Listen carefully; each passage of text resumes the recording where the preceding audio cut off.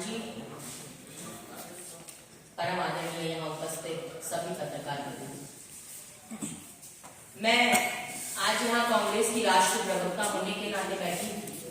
मैं यहाँ आज मध्य प्रदेश कांग्रेस कमेटी की महासचिव होने के नाते बैठी हूँ, भारतीय ओबीसी महासभा की मुख्य संयोजक होने के नाते बैठी हूँ। पर सबसे पहले आज मैं एक बेटी और एक महिला होने के नाते आप लोगों के माध्यम से अपनी आवाज जनता तक पहुंचाने के लिए आप सबको यहाँ बुलाने का उद्देश्य लगभग आदरणीय यूरी खान जी ने आपके सामने स्पष्ट तौर पर रखा है। और मैं यही कहूंगी कि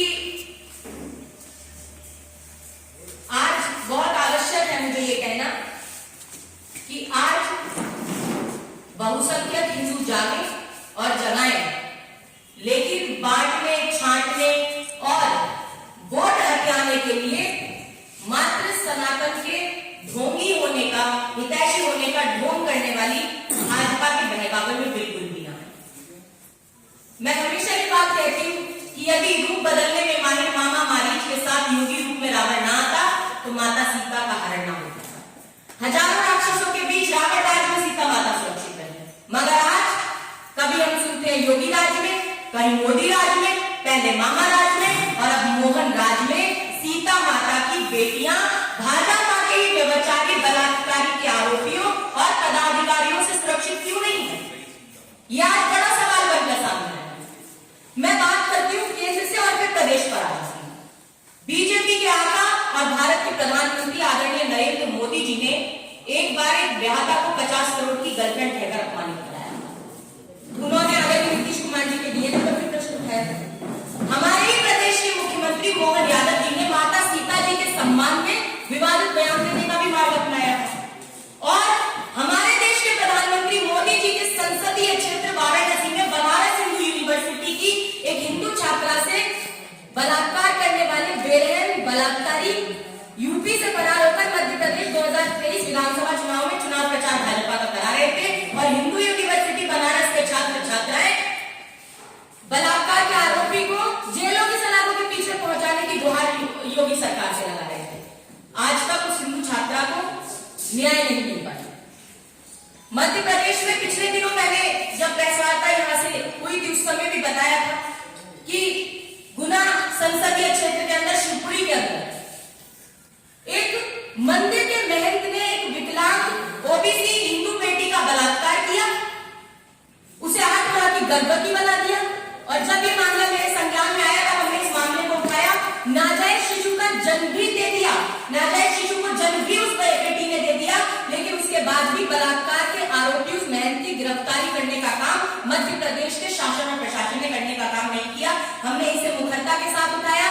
मैंने शिवपुरी में धरना प्रदर्शन भी किया, जिला कांग्रेस कमेटी संपूर्ण रूप से वहां साथ थी और ज्ञापन भी देने का काम हमने मुख्यमंत्री जी को किया। लेकिन मुझे लगता है कि ढाक के 3 पात हो जाते हैं जब हम मध्य प्रदेश के शासन से, देश के शासन से बेटियों के न्याय की उम्मीद लगाते हैं।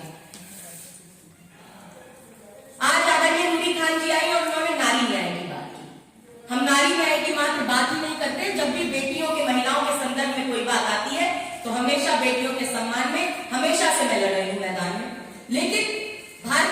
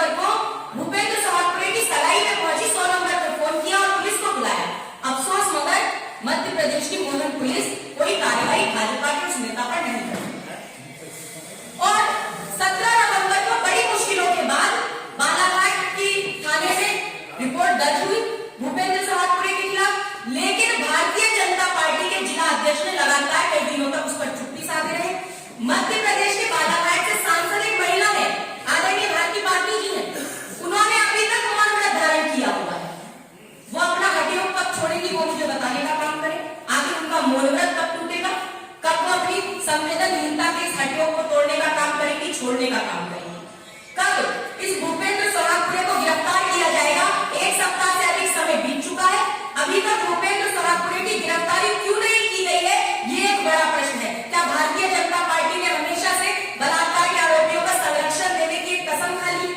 क्या एक प्रण ले लिया है कि हमेशा बलात्कार के, अत्याचार के, व्यभिचार के जितने आरोपी रहेंगे या वो अपराधी भी सिद्ध हो जाते हैं उसके बाद भी उनका संरक्षण करने का काम भारतीय जनता पार्टी हमेशा से करती है?